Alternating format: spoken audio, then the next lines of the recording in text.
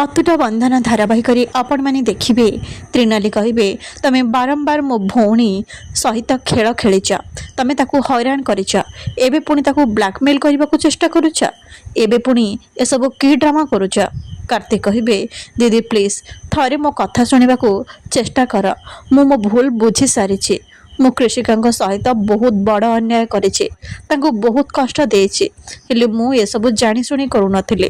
ମୁଁ ମୋ ଭୁଲ ବୁଝିପାରିଛି। ମାଙ୍କ କଥାରେ ପଡ଼ି ମୁଁ ତାଙ୍କ ସହିତ ବହୁତ ବଡ଼ ଭୁଲ କରିଛି, ହେଲେ ଆଜି ମୁଁ ଜାଣିଲି ମା ମୋତେ ବ୍ଲାକମେଲ୍ କରୁଥିଲେ। ସେ କୃଷିକା ଆଉ ମୋତେ କେବେ ବି ଏକ ହେବାର ଦେଖିପାରିବେନି, କିନ୍ତୁ ମୁଁ ଏବେ କୃଷିକାଙ୍କୁ ମୋ ନିଜର କରିବାକୁ ଚାହୁଁଛି।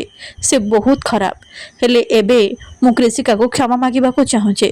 ଆଉ ସେ ଯଦି ମୋତେ ନ ମିଳନ୍ତି ତାହେଲେ ମୁଁ ସୁଇସାଇଡ଼୍ କରିଦେବି। ତ୍ରିନାଲି କହିବେ ତମେ ସତ କହୁଛ ନା ତମ ମା ସହିତ ମିଶିକି ପୁଣି ଗୋଟେ ନୂଆ ପ୍ଲାନ୍ କରୁଛ? ଏଥର କିନ୍ତୁ ତମ ପ୍ଲାନ୍ରେ ଆମେ ଫସିବୁନି କାର୍ତ୍ତିକ।